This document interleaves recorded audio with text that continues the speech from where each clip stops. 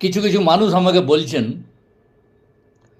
যে আপনি কুর্মীদের পক্ষে বড় বলেন, তাই আপনাদের স্পষ্ট করেই বলি যে সকাল থেকে সন্ধ্যা পর্যন্ত যা করছি পুরুলিয়া জেলাতে বসে, তা আমি দেখি যদি সকাল থেকে রাত পর্যন্ত ঘুমাবার আগে পর্যন্ত 100 জনের সঙ্গে কথা বলি, তার মধ্যে 50 জন কুর্মী। কি করব বলুন তো? আমার যেখানে যত এমপ্লয়ি আছে বিভিন্ন জায়গায়, আমার ছেলের ব্যবসায় বা আমার নিজের রিসোর্টে বা পেশায়, সব জায়গাতেই দেখি কুর্মী আছে। তো কী করি? কেউ বলছে কাকু, কেউ বলছে দাদু, কেউ বলছে দাদা, কেউ বলছে ভাই। ভাই বলা লোকের সঙ্গে কমে গেছে, নানা রকম ধরনের বলছে। তো করবোটা কি? যখন থেকে জন্ম হয়েছে আমার গ্রামটাতে কুর্মীর সংখ্যা 50%-এর বেশি। যেখানে আমার জন্ম, আমার দুটো গ্রাম, কিন্তু যেখানে আমার জন্ম সেটা হচ্ছে আমার একটা মৌজা। সেখানের 50% জনসংখ্যা, অর্ধেক জনসংখ্যা কুর্মী। এখনও সেই একই অবস্থা। জমিদারি কবে চলে গেছে? 53 সালে। যখনই আমি পৌঁছাই ওখানে সব হাজির হয়ে যায়। হয় কালী মন্দিরের পাশে যেয়ে বসি, অথবা কারো বাড়ির সামনে যেয়ে বসি, অথবা রাধাস্বামী মন্দিরে বসি, কিংবা হরি মন্দিরে বসি, বা বাসন্তী মেলায় বসি। যেখানেই বসি গোটা গাঁয়ের লোক এসে জড়ো হয়ে যায়। কেউ বলে দাদু, কেউ বলে কাকু, কেউ বলে জেঠু, বলতে শুরু করে দেয়। তা আপনি কী করবেন? তার বেশিরভাগই হচ্ছে কুর্মী। করবোটা কি?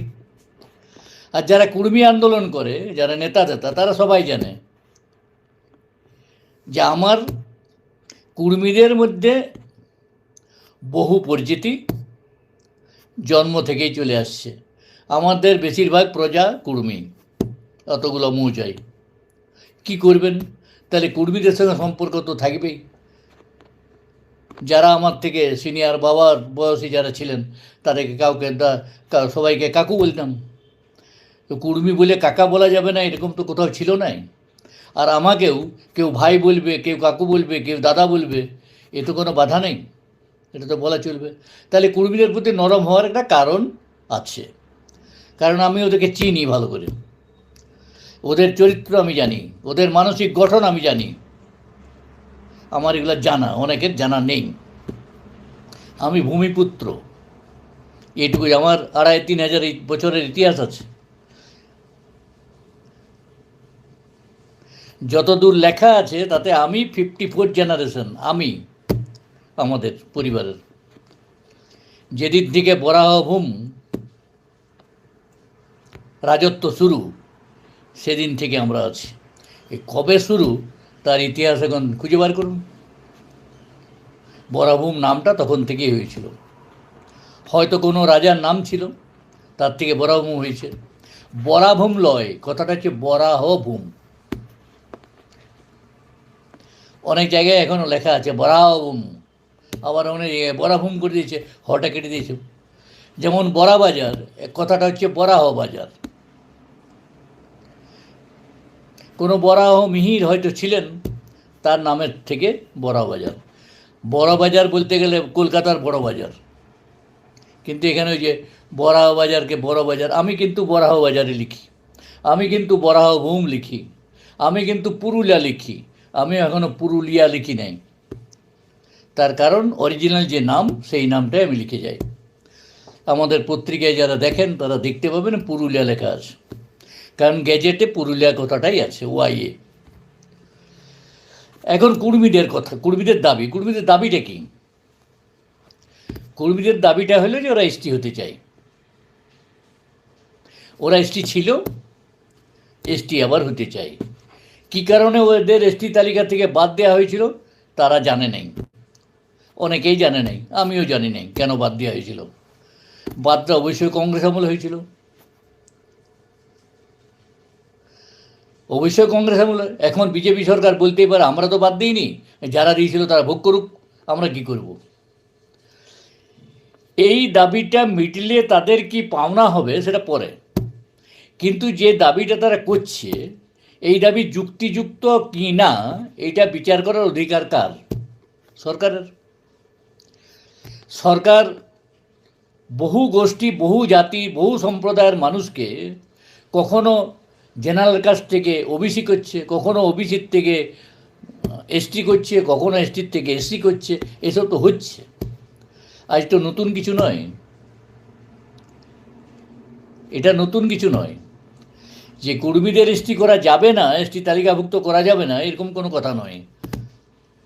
আরে প্রধানমন্ত্রী তো আগে ওবিসি ছিলেন নাই, মোদি।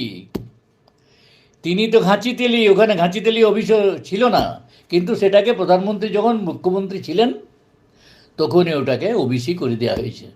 তা তিনি যদি ওবিসি হতে পারেন তাহলে কুর্মীরা এসটি হতে পারবেন না কেন? কারণটা কি? এটা একটা কারণ। এটাও আমার আলোচ্য বস্তু আজকে খুব একটা নয়। আলোচ্য যেটা হচ্ছে, এর মধ্যে রাজনীতিটা হচ্ছে আলোচ্য। আমি এই প্রসঙ্গে একটা পঞ্চায়েতের গল্প বলি আগে। একটা পঞ্চায়েত, গ্রাম পঞ্চায়েতের। গ্রাম পঞ্চায়েতে যখন সিপিএমের গ্রাম পঞ্চায়েত ছিল তখন একটা রাস্তা পাকা করার জন্য দাবি, প্রতিবারই ভোট যখন আসে তখনই দাবি উঠে, এই রাস্তাটা পাকা না করলে আমরা ভোট দিব নাই।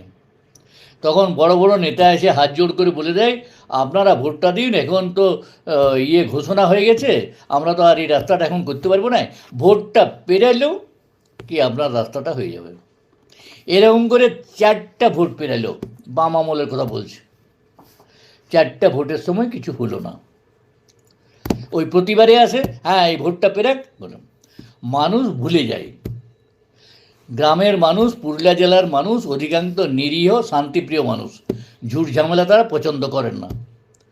হ্যাঁ ঠিক আছে বলছেন যখন তখন দাও, ভোটটা দিয়ে দাও ভাই, আমাদের অভ্যাস হয়ে গেছে, ভোটটা দিয়ে দাও। ভোট পেলেন, তারা রাজত্ব করলেন। তারপরে কি হলো না, তারপরে বাম সরকার গেল। বাম সরকার যেয়ে সেখানে ওই পঞ্চায়েতটা দখল করলো তৃণমূল কংগ্রেস।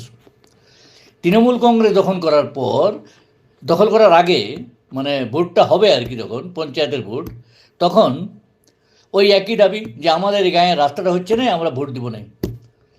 সেই একই দাবি নেতারা যেয়ে বললেন, আরে ওরা করেনি, ওরা বদমাস, ওরা কোনো মানুষের কাজ করে না, জনগণের কাজ করে না, ওরা বদমাস, ওরা এরকম প্রতিশ্রুতিবদ্ধ, ওরা দুর্নীতিগ্রস্ত, ওরা অমুক, ওরা তমুক, নানা রকম। আমরা একবারে ধোয়া তুলসী পাতা, ধর্মপুত্র যুধিষ্ঠির, আর যুধিষ্ঠিরের সন্তান আমরা।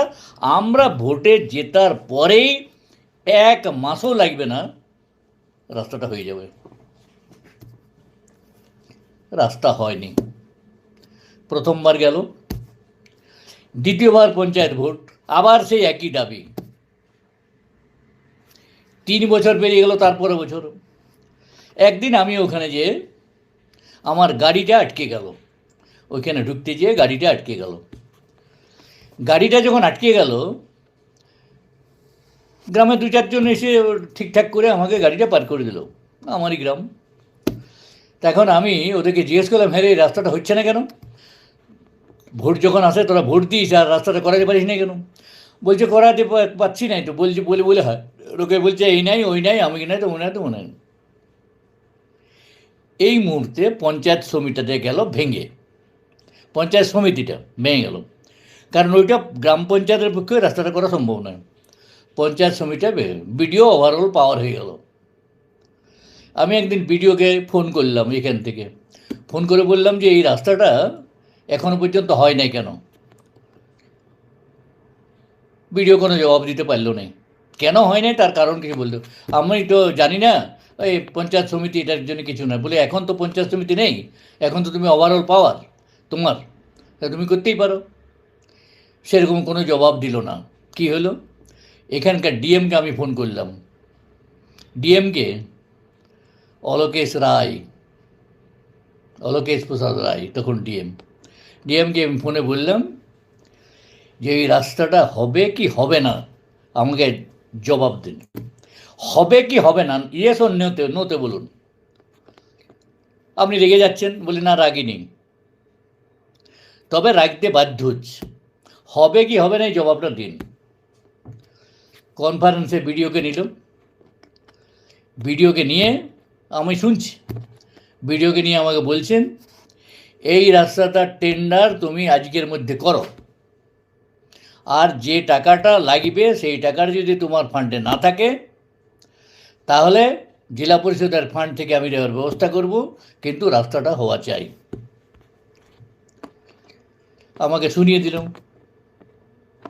তারপরে গেল 6 মাস পেরিয়ে গেল, কোনো খবর নাই। তারপর আবার একদিন ওখানে গেছি, বৃষ্টি হচ্ছে, কাদা ক্যাচ ক্যাচ, গাড়ি লটপট লটপট করছে, কোনো রকম তো ঢুকলাম। তারপরে বললাম তোরা এক কাজ করতে, গায়ের লোককে বললাম তোরা এক কাজ করতে কি সবাই চলে যা গায়ে গিয়ে ভিডিওর কাছে, ভিডিওকে যে বল যে রাস্তাটা হবে, যতক্ষণ না আপনি অর্ডার করছেন, ব্যবস্থা করছেন, ততক্ষণ আমরা এখান থেকে উঠবো নাই। কোনো দিক থেকে চামচা বেলচা তো সব জায়গায় থাকে, কোনো দিক থেকে চামচা বেলচা দিয়ে ভিডিও খবর পেয়ে গেল। ভিডিও করলো কি একটা ঠিকাদারকে ডেকে তার পরের দিনেই মাটি ফেলতে শুরু করে দিল। এরা যাওয়ার আগেই মাটি ফেলা শুরু হয়ে গেল। রাস্তাটা শুরু হলো কাজটা, কিন্তু শুরু হলেও রাস্তাটা অর্ধেকটা এসে ছেড়ে দিল। অর্ধেকটার পর কি না টাকা শেষ হয়ে গেছে। গোটাটাই চুরি, 90% চুরি, 10% টাকা খরচ হয়েছে চুরি। সেই রাস্তা হইতে আরও 5 বছর লাগল। তারপরেও রাস্তাটা যে ভালো হয়েছে এমন কথা বলা যাবে না, ওর মধ্যে 90% জল মানে চুরি হয়েছে। ঘটনাটা হচ্ছে এরকম, আমি এই উদাহরণটা কেন দিলাম, যে ভোটের সময় সব প্রতিশ্রুতি দেয় কিন্তু প্রতিশ্রুতিটা পালন করে না। কর্মীদের যে দাবি এসটি হওয়া, ওই তুই ঢেসার মুই ঢেসা বলে একটা কথা আছে না, এ বলে ও করবে, ও বলে এই করবে, এদের হয়েছে শুরু। এরা তো 8-9 বছর ধরে আন্দোলন করছে এটা নিয়ে। এর মধ্যে কি লাভের লাভ হয়েছে না, এরা খণ্ড বিখণ্ড হয়েছে। খণ্ড বিখণ্ড কী করে হইল না, একটা পক্ষ বিজেপি দলে, একটা পক্ষ সিপিএম দলে, একটা পক্ষ তৃণমূল কংগ্রেস। সংখ্যায় একটা পক্ষ বেশি, এটা মানার কোনো অসুবিধা নেই, মানা যায়। কিন্তু যাদের কাছে কম সংখ্যা তারাই লাভবান হচ্ছে, ক্ষমতার স্বাদ তাদের কাছে আসছে, ক্ষমতার ভোগ করছে তারা। আর যাদের লাভবান একটু বেশি একটু কম, তারা কিন্তু কোনো কাজ না করেই তারা ভোট পেয়ে যাচ্ছে। এখন এটা বলবেন কারা? কারা বলতে কোনো কাজ না করে, কোনো কিছু না করে ভোট পেয়ে যাচ্ছে বিজেপি। আর কোনো কিছু করা না করা নয়, মুখে বলছে করব, পেয়ে যাচ্ছে তৃণমূল। আর সিপিএম ওই ছিটে ফোটা, ওই ব্যাপার বৃষ্টি যখন পড়ে না ছাদে, দেখবেন ছাদে টপ টপ করছে তো 2-1 ফোঁটা বাইরের দিকেও পড়ে যায়। ছাদে সবটা পড়ে না, 2-1 ওই টপকে টপকে বাইরের দিকে পড়ে যায়। সিপিএমের রয়েছে সেই অবস্থা, ও টপকে টপকে 2-1 ভোট পেয়ে যাচ্ছে। ওদের প্রতিশ্রুতি দিবারও ক্ষমতা নেই, আর করারও ক্ষমতা নেই, একবারে ক্ষমতাহীন হয়ে গেছে। কাজেই ওদের কথা বাদেই দিয়ে দেন। কিন্তু যারা কর্মী আন্দোলনের সঙ্গে যুক্ত, সেই পপুলেশন, সেই জনসংখ্যাতে 3 ভাগে 4 ভাগে ভাগ হয়ে গেছে। এখন ভাগ হয়ে যাওয়ার ফলে রাজনৈতিক দল যারা ক্ষমতায় আছে আর যারা ক্ষমতা আপার জন্য লাফাচ্ছে, একবারে চিংড়ি মাছের মতো লাফাচ্ছে, উফাল মারছে। ওই শোল মাছ দেখেন না উফাল মারে, আমরা পোলোয় আগে পুকুরে শোল মাছ ধরতে যেতাম, শোল মাছ আর গড়ই চেং ধরতে যাচ্ছ, এই পোলোটা মারলাম উফাল চলে গেল। আর বাবা জাল দিয়ে মাছ ধরতেন, এই কাতলা মাছটা বেরিয়ে গেল, এই রুইটা পালিয়ে বেরিয়ে গেল, এরকম হতো। তা এখন এদেরও হয়েছে ওই অবস্থা, যে উফালে মারছে খালি, কিন্তু করছে না কিছুই, করবে না কিছুই। কর্মী আন্দোলন চলতে থাকবে, সাকসেস অসম্ভব। তৃণমূল কংগ্রেসের কাছে কী কাজ আছে? সেন্ট্রাল কি বলছে? সেন্ট্রাল বলছে ওই জাস্টিফিকেশান রিপোর্টটা এলেই আমরা করে দেবো। তা জাস্টিফিকেশান রিপোর্টটা তো ঝাড়খণ্ডে গেছে, জাস্টিফিকেশান রিপোর্টটা তো উড়িষ্যার থেকেও গেছে, হলো নাই কেন? ওই দুটো স্টেট তো হতে পারত, হলো নাই কেন? হবে না। জাস্টিফিকেশনটা এরা বলছে আমরা পাঠিয়েছি। কি পাঠিয়েছে? 6-5 পাঠিয়ে দিয়েছে, যাতে সিআরআই গ্রাহ্য করছে না। গ্রাহ্য করবে কেন? কেন গ্রাহ্য করবে? ওদের দিবারই নেই, তা গ্রাহ্য করবে কেন?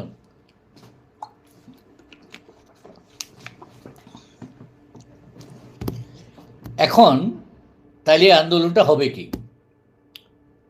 আন্দোলনটা হবে, এরা না চাইতেও একটা পক্ষ জিতে যাবে। কর্মীরা ঘোষণা করে দিয়েছে আমরা তৃণমূলকে ভোট দিব না। কিন্তু কর্মীরা যারা ঘোষণা করেছে তারা যদি ভোট নাও দেয়, তবু তো তৃণমূল কর্মীদের ভোট পাবে। আগেরবারও পেয়েছে, লোকসভা ইলেকশনে দেখে নিয়েছেন, কর্মীরা ভোটে দাঁড়িয়ে মাত্র 98,000 ভোট। তাতে কি লাভ হলো? লাভ হলো কিছু না, যে শান্তিরামের জেতার চান্স ছিল। শান্তিরাম এমনিতেও জিতত না, কারণ হেরিয়েছে তো টাউনে, এ তো কর্মী ভোটে হারেনি। কর্মীরা ভোট দেয়নি বা কর্মীরা ভোট দিয়েছে তার জন্য হারেনি। কর্মীরা ভোট দিয়েছে, তাকেও দিয়েছে, আর অপরপক্ষকেও বিজেপিকেও দিয়েছে, তার জন্যে বিজেপি জিতে গেল, এইখানে ওকে হারিয়ে দিল। এরপরে কি হবে? এরপরে বিধানসভা ইলেকশন লোকসভার থেকে একটু আলাদা আছে। সেই আলাদা ইলেকশনে বিজেপির কোনো কাজ নাই, কোনো এমএলএকে কিচ্ছু দেখা যায় না, কোনো এমএলএর কোনো ক্ষমতা নেই, কাউকে দেখা পর্যন্ত যায় না। সাংসদ কোনো কাজ করে না, খালি মুখে লেকচার দেওয়া ছাড়া কোনো কাজ করেনি, কিচ্ছু নেই, কোনো কাজের না। 6টা এমএলএ আছে, মানে 6টা ভূত বলতে পারেন, যে কোনো যোগ্যতা নাই, অপদার্থ অপদার্থ অপদার্থ। মানুষের সঙ্গে যোগাযোগ নেই, কোনো কাজে কোনো জায়গায় কোথাও যায় না, কারো পাশে দাঁড়ায় না, তারপরেও তারা ভোটে জিতছে বা জিতবে। কেন? তার কারণ কর্মীদের মধ্যে অনৈক্য। কর্মীরা একটা ডিসিশন নিতে পারছে না যে আমরা তৃণমূলকে দিব কি দিব না। একটা গোষ্ঠী বলে দিল আমরা দিব না, কিন্তু আরও কিছু গোষ্ঠী আছে, ওদের মধ্যে ভাঙন হয়েছে, অনেকগুলো ভাঙন। কেউ বলছে পূর্বাঞ্চল, কেউ বলছে নেগাচারি, কেউ বলছে আদিবাসী, নানা রকম ব্যাপার আছে। এই ব্যাপারটা হলো কেন? ব্যাপারটা তো হবার কথা নয়। যদি দাবি সবার এক হয়, তাহলে আন্দোলনটাও হওয়া উচিত একসঙ্গে। কিন্তু ওই যে আমরা একটা জিনিস তো শিখেছি না, তা রাজনৈতিক দলগুলোতে সেটা করবেই। সেটা তো একদম পৈতৃক সম্পত্তি হয়েছে, ডিভাইড অ্যান্ড রুল। ভেঙে দাও, যদি শক্তিহীন করে দেওয়া যায় তাহলে এরা কিছু করতে পারবে না। আজকে যেটা ইন্ডিয়া জোটের অবস্থা হয়েছে, আজকে একসঙ্গে আছে, পরের দিনে বলছে নানা সঙ্গে নাই। এদিকে লালু প্রসাদ বলছে, লালু প্রসাদের বেটা বলছে না না না না আমি কংগ্রেস সঙ্গে নেই। ওদিকে অখিলেশ এক সময় সকালে বলছে হ্যাঁ ঠিক আছে কংগ্রেস সঙ্গে লড়বো, পরের দিন বলছে না না কংগ্রেস এই করিস। এদিকে মমতা ব্যানার্জি সবাইকে মিলে এইখানে মিটিং, ওখানে মিটিং, ওখানে মিটিং, সব জায়গায় আছে। বলে দিল রাহুল নাম ঠিক করবে, অমুক ঠিক করবে, তবে সব নাম টাম ঠিক হয়ে গেল। পরক্ষণে কী হলো? পশ্চিমবাংলায় আমি একলাই লড়ব, আমার পার্টি একাই লড়বে। পশ্চিমবঙ্গে আমি ছাড়বো না, পশ্চিমবঙ্গ কংগ্রেসকে ছাড়বো না, সিপিএমকে ছাড়বো না, কাউকে ছাড়বো, আমি একা লড়বো। আর বাকি জায়গায় তোমার কোনো অস্তিত্ব আছে? বাকি জায়গায় তুমি জয়েন্টে যাবে, তোমার কী আছে অস্তিত্ব কোথায়? আচ্ছা, ওদিকে লালু প্রসাদ ভাবলো যদি কংগ্রেসকে সিট ছেড়ে দেই তাহলে আমাদের সিট কমে যাবে, ওখানেও গেল। এদিকে অখিলেশ যাদব কোনো রকমে একটু আধটু করে অ্যাডজাস্ট করলো, কিন্তু যদি ভালো করে অ্যাডজাস্ট করতো তাহলে মনে হয় আরও বেশি সিট পেত, তা হবার নয়। বাকি জায়গায় কোথাও কিছু নেই, কী করে হবে? তাহলে ইন্ডিয়া জোট কিছু করতে পারলো না। ইন্ডিয়া জোট ওই 234 কোনো রকমে এগিয়ে ছিল ঠিকই, কিন্তু সেই 234ও লোকসভায় যখন দেখা যায় কখন যে কে কী করে, যেমন তৃণমূল কংগ্রেস যে কোনো ফিরিন্দা করে সরকারের বিলগুলো পাস করে দেয়, অ্যাবসেন্ট হয়ে দিবে, বলার কিছু নেই। ভোট দেবে না, বলার কিছু নেই। ওয়াক আউট করে যাবে, বলার কিছু নেই। এটা হচ্ছে কেন? এই ডিভাইড রুলটা আমরা শিখে রেখেছি, যে যদি কাউকে শক্তিহীন করতে হয় তাহলে ডিভাইড করে দাও। ওই লোকটা চোর, ও টাকা মেরে দিচ্ছে, এই দেখ ওই দেখ টাকা মেরে দিচ্ছে, তাহলে তোরা আলাদা হয়ে যাও। আলাদা হয়ে গেল, তাদের থেকেও আবার আলাদা হয়ে যাচ্ছে আরেকটা, এই দেখ এই লোকটা চোর, এই লোকটা এই করেছে, ওই লোকটা এই করেছে, ঘুষ খেয়েছে, অমুক করেছে, আলাদা হয়ে গেল। তাহলে 3টা 4টা যদি গ্রুপ হয়, এই আদিবাসী কুর্মী সমাজ, এ পূর্বাঞ্চল, নেগাচারি, অমুক তমুক এই যদি হয়ে যায়, তাহলে সেখানে মিলিত শক্তি যদি না হয়, তাহলে লড়াইটা হবে কি করে? লড়াই হচ্ছে, কিন্তু সেই লড়াইটা কোনো কার্যকরী হচ্ছে না। এটা তৃণমূলও বুঝে, বিজেপিও বুঝে। বিজেপি কিছু না করে এদের ভোট পাবে, আর তৃণমূল কিছু করুক আর না করুক এদের ভোট হারাবে, কিন্তু তবু এরা ভোট পাবে, তবু ভোট পাবে। তাহলে কি দাঁড়াইল? দুটো পক্ষই জিরো। দোষটা কার হলো? দোষটা হচ্ছে কর্মী সমাজের। কর্মী সমাজ একত্রিত হতে পারছে না। ঐক্যবদ্ধ না হয়ে লড়াই করলে সেই লড়াইয়ের কখনো সাফল্য আসে না। এই কথাটা কর্মীদেরকে কে বোঝাবে? এই কর্মী এমন একটা সমাজ যাদেরকে বোঝানো ভীষণ কঠিন।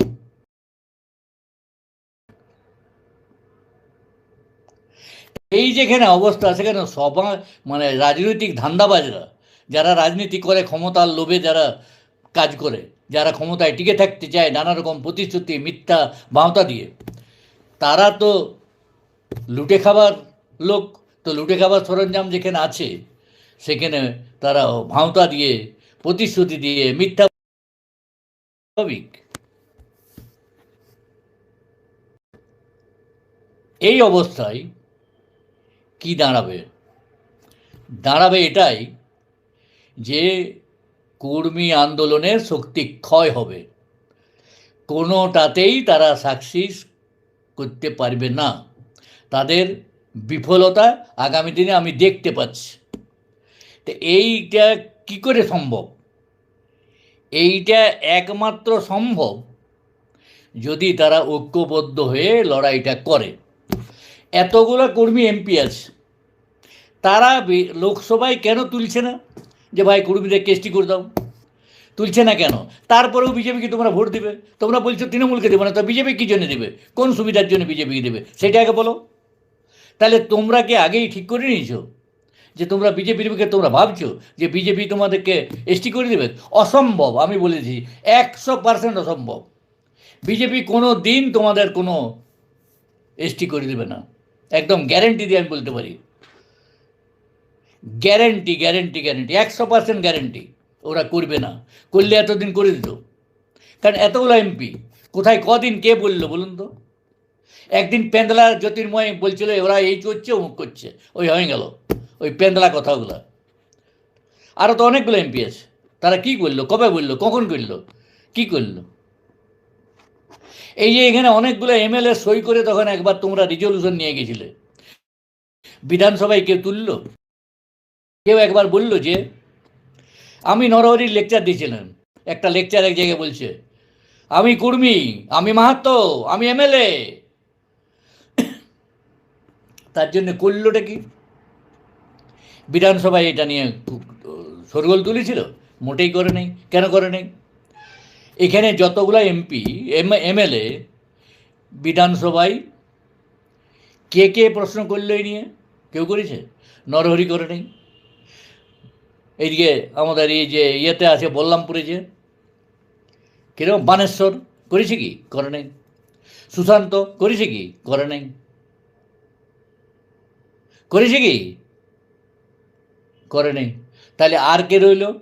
মাহাতো এমএলএ। ওদিকে তো দুটো বাউরি আর একটা সাঁওতাল, তাহলে কে করবে? ওদিকে দুটা সাঁওতাল, তো ওরা কেন করবে যে মাহাতোদেরকে করে দাও, কর্মীদেরকে করে দাও? করবে না কখনোই। তাহলে তোমাদের দাবিটা নিয়ে কে যাচ্ছে? তাইলে তোমরা যদি আজকে বলো যে তৃণমূলকে আমরা ভোট দিব নাই, একইভাবে বলো যে আমরা বিজেপিকেও ভোট দেবো নাই, তাহলে যদিও কিছুটা রক্ষা থাকে, কিন্তু তা তোমরা করবে না আমি জানি। কাজেই তোমাদের যে আন্দোলন, এই আন্দোলনে সাফল্য আসবে না, এটা তোমরা জেনে রাখো। তোমাদের আন্দোলনে সাফল্য আসতে হলে তোমাদেরকে ঐক্যবদ্ধ হতে হবে, এই সমস্ত ফ্যাকশন গ্রুপগুলোকে এক জায়গায় নামতে হবে, নিজেদের স্বার্থ জলাঞ্জলি দিতে হবে, নিজেদের স্বার্থ জলে নিজের দোষগুণ তাদের কাছে তুলে দিতে হবে। ভাই আমি দোষ করেছি, ঠিক আছে, আমার এটা মাফ করে দাও, আর করবো নাই। তাতে লজ্জা কিসের? নিজেদের সমাজের যদি কাজ করতে চায়। আর তাহলে ক্ষুদ্রাংশ হয়ে তোমরা সমাজ সমাজ করে ওই রোজ একটা করে নতুন নতুন প্রোগ্রাম করবে, ওই প্রোগ্রাম করা পর্যন্তই হবে, কাজের কাজ কিচ্ছু হবে না, কোনো প্রেশারই হচ্ছে না। তো প্রেশার যদি দিতে না পারো, এই জমানায় কোনো কিছু আদায় করা যাবে না। যার জন্যে আজ পুরুলিয়া মানভূম থেকে এসে, পুরুলিয়া ওই মানভূম থেকে গেছে, নাম কাবাসে টাঁড় আর টিকর এই নিয়ে থাক, কিছুই তোদেরকে দিব না, তোরা আমাদের পিছন পিছনে ছুটতে থাক, আমার চরণ সেবা করতে থাক, এটাই তোমাদের ভবিষ্যৎ। কথাগুলো অনেকের খারাপ লাগবে, লাগলেও কিছু করার নাই, এটা বাস্তব। এবং এই বাস্তবকে নিয়ে তোমরা যদি এগোতে চাও তবেই তোমরা সাফল্য পাবে, আদারওয়াইজ পাবে না, গ্যারেন্টিড। যদি ভোটই না দিব বলো তাহলে কাউকেই ভোট দিও না, কিন্তু তোমাদের কথা কে শুনবে? তোমাদের মধ্যে এত গ্রুপ যে সব পার্টিতে ওদের তোমাদের লোক আছে, এদিকে বলছে একরকম, ভোটের সময় বলছে আরেক রকম। যদি তা না হতো তাহলে লোকসভা ভোটে মাত্র 98,000 কেন ভোট পেলে? এখানে তো 3 লাখ ভোট হওয়া উচিত ছিল। এমনিতে 2011 সেন্সাস অনুযায়ী 2,70,000 কর্মী ভোটার, তাহলে তার জন্যে 80%, 70%, 60%ও তো হওয়া উচিত ছিল, সেটাও তো হলো না, তাই তো 1.5 লাখ হতো, তাহলে তো ওদের শেয়ারটা কমে যেত, তাহলে তো কে জিততো কোনো ঠিক ঠিকানা ছিল নাই, তাও হলো না। কারণ কি? কেউ কাউকে দেখতে পারে না, কেউ কাউকে সমর্থন করে নাই, কেউ কাউকে পছন্দ করে নাই, এত ভাঙন তোমাদের। এই ভাঙন যদি রক্ষা করতে না পারো, এই ভাঙনকে যদি আটকাতে না পারো, এই বিচ্ছিন্ন হয়ে আন্দোলন করার ট্রেন্ড যেটা চলছে সেটা যদি তোমরা ঠেকাতে না পারো, তাহলে তোমাদের আগামী দিনেও কোনো সাফল্য আসবে না। ওই চিৎকার করে যাবে, ওই রেল টাকা না কেড়েছে না অমুক কেছে তমুক কেছে করতে থাকো, হতেই থাকবে, আন্দোলন হবে কিন্তু কোনো কাজ লাগবে না। পুলিশ তোমাদেরকে ঠেঙাচ্ছে, আর এর থেকে বাজে আন্দোলন করছে, বাজে আইন ভাঙছে, অথচ সেখানে তোমাদেরকে ঠেঙাচ্ছে না, তাদেরকে ঠেঙাচ্ছে না। কারণ কি?